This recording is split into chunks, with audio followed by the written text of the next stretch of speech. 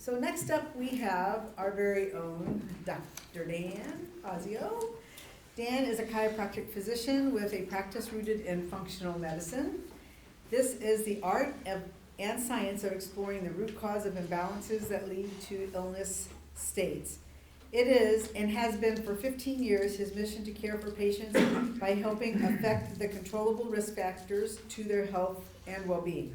This is done with an eye towards improving their quality and quantity of vibrant time on this planet. So without further ado, meet Dan.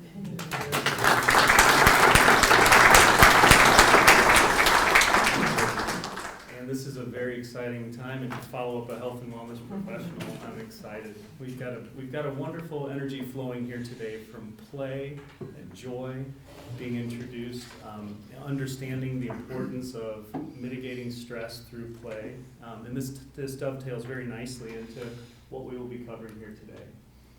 So I have it right here. This is the extent of it, that you just need to make a right turn instead of a left. Thank you very much. It's not quite that simple, but when we consider it, we continually move through different environments. As humans, we are constantly adapting to the environment around us. So if we consider that, our body is fine-tuned to do exactly this. Our nervous system senses the environment around us, whether it's the ambient air temperature in the room, whether a crowd is friendly as this one is, or a hostile crowd.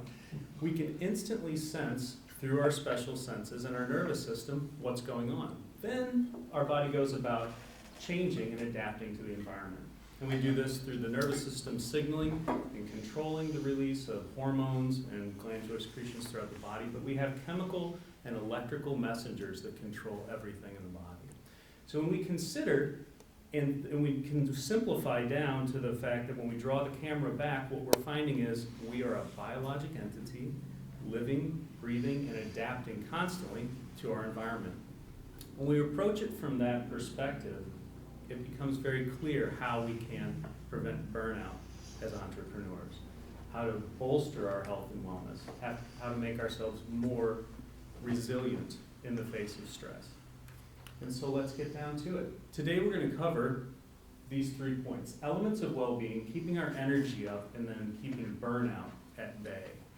And we've already had a great start here today. So, beginning, I've got elements of well-being split into 2 different slides. Our first slide here, physical, emotional, social, and relational well-being. So let's expound on those a bit. Physical well-being is good health, regular exercise, and proper nutrition. Pretty simple, and the challenge is in actually applying it, right? We'll talk further. Emotional well-being, managing stress, cultivating positive emotions, and maintaining mental health in the face of stress.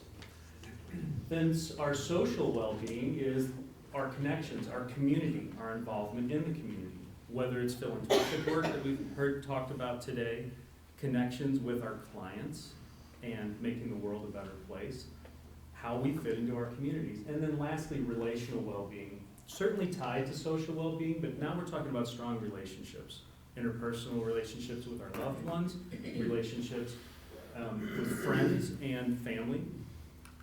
Next, we've got spiritual, intellectual, occupational, and environmental well-being. Well, certainly some of the previous slide fits into these categories, but if we break it down further, our spiritual well-being is that sense of purpose, values, and a connection to something greater. And most certainly there's a social component to this when we gather in places of worship, when we gather with others to do community work for the betterment of our fellow human. Intellectually, engaging in creative and stimulating activities. Creative and stimulating activities do just that. They get us thinking outside the box. Perfect example today, learning how to play, learning how to have fun. And as Cynthia very aptly put it, when we're having fun, immune function is boosted. This is measurable. And the inverse of that is when we're stressed, there's suppression of immune function, right? How many times have we gone through a stressful event and gotten sick right afterwards? We had come into contact with the pathogen, let's say it was a virus, beforehand. It was the susceptibility on the body's part for that viral entity to take root when our stress suppressed our immune function. So this is an example of how we stay vibrant and happy, actually boosting our immunity. Occupational well-being, this is our job satisfaction. I have work-life balance up here, but I do want to let Nadine know that I listened to her a couple months ago when she taught us that it's really not about work-life balance, it's life-work integration. Thank you. I got it right on a follow-up slide. Environmental well-being, living in a safe, supportive, and sustainable environment. So this is about our safety. If we go back to Maslow's hierarchy of needs, it's hard to address some of the higher evolved components of us as individuals if we don't feel safe. But this even comes down to making sure the water we're drinking is clean, fresh, and pure. Making sure that the food we're eating is free of contaminants. Think of organic, locally grown food when possible. And the really important thing is recognizing that food is not meant to last and last and last and last. So if it's in a package and it can sit on a shelf for months and months and not spoil, it doesn't have active enzymes in it, and it probably has some preservatives in there that aren't in a conducive space for longevity. Okay, keeping energy up. This integrates with what we just covered, but now we're talking balanced diet, eating a variety of whole foods. When we say whole foods, it's what I just covered. These are foods in their natural state. If left out, they will spoil. If they're not consumed within a reasonable amount of time, varies from product to product, but if they're not consumed in a reasonable amount of time, it will actually degrade. That lets you know there's active enzymes in the food. If something can sit out for a long time and not spoil, we've got trouble. That's not food. It's probably closer to plastic. Stay hydrated, drink plenty of water throughout the day. We all know this is important, but it's not just drinking water, it's drinking pure water, drinking water that is rich in vitamins and nutrients and minerals. So if we consider this, it's best to have a reverse osmosis filter system or a high quality charcoal filter system that you filter your water through. We do have high quality water in the St. Louis area in general as compared to the national average, but it is still beneficial to filter that further. Regular exercise, this is physical activity boosting endocrine function. When we engage in activity, our hormonal system responds to this, our endocrine system responds to this, and the jury is out on this, the jury's not out. We have the findings. Strength training and resistance training is highly important. So at least a couple times a week you want to be challenging your body to the point of hard work making you feel a little bit stressed. This strengthens bone density, this boosts growth hormone and natural healing factors. And so cardiac and cardio health is crucially important, but the concept of cardio 6 to 7 days a week has now been replaced with the understanding that at any age, strength training is beneficial. Quality sleep, between 7 to 9 hours of restful sleep. And I also have said ideally initiating sleep by 10 p.m. That's because we operate on a 24-hour circadian rhythm cycle. And it's ideal for the release of melatonin, the hormone that signals deep sleep and engages it. It's important that that be done at a reasonable time. So if somebody's getting 7 to 9 hours of sleep, but they're initiating that sleep at 2 a.m., it's not the same quality sleep that one would experience if they went to bed at 9:30 or 10 p.m.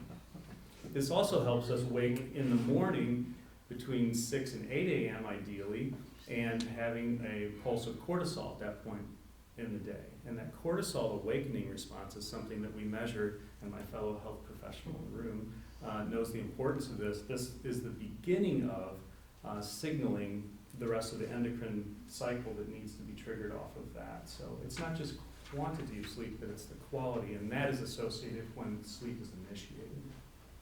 Managing stress, practicing mindfulness, engaging meditation, and deep breathing. And yes, I'm looking at Matt because he's a coach for these exact things.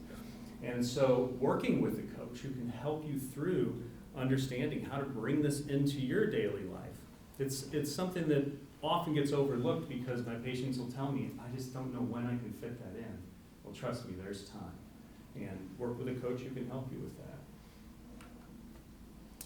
Keep the energy up. We want to limit caffeine and sugar. Everybody sees my tall cup of espresso drink over there, so I'm not condemning the consumption of caffeine, but here's a great trick. If you can offset the beginning of consuming your caffeine drink, be it coffee or tea, please don't let it be an energy drink. there's just no reason to drink those. But if you can offset your waking time and the consumption of that caffeine by about an hour and a half to 2 hours, there's signaling that goes on in your body, and you will benefit by allowing that awakening response and that signaling to happen, a period of time to pass, and then the consumption of the caffeine. It'll be easier on your energy systems and your adrenals. Take breaks throughout your day. Use the Pomodoro technique. So this is working for a period of time, having a timer go off. They say 25 minutes for Pomodoro. Timer goes off and you give yourself a 5-minute break. I have deluded myself into thinking when I'm preparing for exams and prepping exams to give them that I just need to keep my head down and keep working. But the fact of the matter is our efficiency is boosted greatly by taking those micro breaks. Lets us reset. This is good for our brain. It's great for our body. We want to get up and move around. And the difference between sitting to the point of actually hurting your body physically from an osteo standpoint, with the way the bones and joints feel, and restoring movement is sometimes as simple as just getting up, walking to the water cooler, or walking into the kitchen if you're working from home, getting a drink and coming back and sitting down. Breaks matter. Get sunlight. Exposure to natural light can assist with hormone signaling. Back to the awakening response, if you get natural exposure to daylight right upon awakening, or if you wake up before the sun rises, catch a glimpse of that sunrise for a few minutes. That signaling hitting your retina is actually very beneficial for the hormonal cascade that needs to happen to set your day in motion. I am not telling anybody to stare directly at the sun. Please do not do that. But get out and enjoy those first moments of daylight if you're up, or if you're waking after the sun's up, get out there and let some sunlight get into your retinas before you get about your day. Social connections. Engage with friends and family to boost mood and energy. I don't know who has seen or heard of the blue zones, the concept of the blue zones. They studied longevity around the globe and different environments where folks were living to an advanced age at a high level of health. And spoiler alert here, I'm just going to give you a couple of takeaways. The first one was in all these environments, and there were many different environments, but in all these environments around the world, these folks moved a lot. And they didn't move on flat surfaces. They climbed, sometimes stairs, sometimes mountainous regions, but they moved their bodies and they challenged themselves throughout the day, not just at the gym in the morning. They moved a lot. The second big takeaway, and there were more than this, but these two were the most poignant for me, was social connection. The social connectivity was a major component in health and wellness within communities. So keep moving, and keep moving with loved ones and friends and coworkers. Plan your day, organize your tasks, and prioritize in order to avoid that feeling of overwhelm, because that is oppressive. So we keep burnout at bay also by setting boundaries, prioritizing that self-care. Those two go hand in hand. If we don't draw out the time and lay down the boundaries, we can't prioritize our self-care. Take those breaks, stepping away from work to recharge, even if just for a few minutes. Micro breaks matter. And practice that mindfulness. Stay organized in order to keep a to-do list and avoid that overwhelming feeling.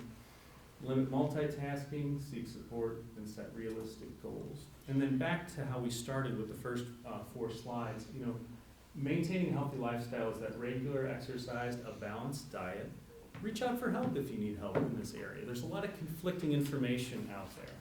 Some think they have to go low carb, no carb in order to be healthy. Others want to keep a vegetarian diet. What we know for an absolute truth is each individual person, their constitution is different. And I can tell you of about a dozen different effective ways to get healthy. Of course, there are basics, like avoid excess sugar intake. None of us do well with a lot of sugar.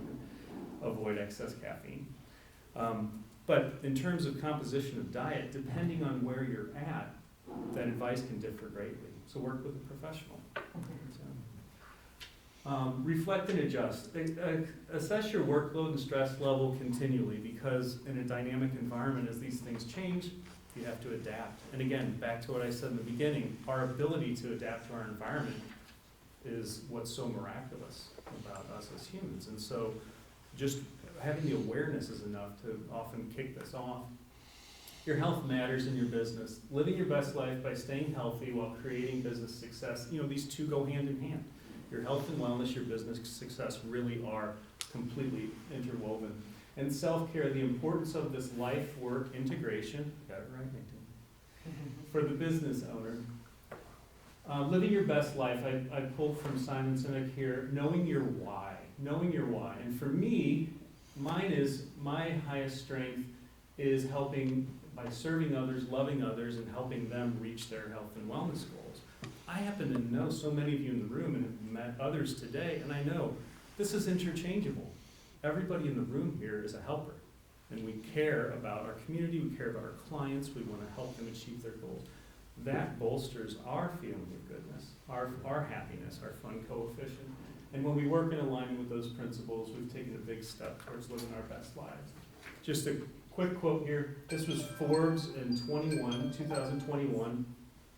And it was an article by Charlotte Gilkes and John Swanson. So prioritize your health and wellness, well-being will propel you to entrepreneurial success. It said people think business coaching, is what they do, is all about business. Wrong. When they work with a student, they actually start with how to increase their productivity and their focus and energy through their overall health. And then here, the health of your bank account, your body, and relationships. Each of these is directly connected to your routine and habits.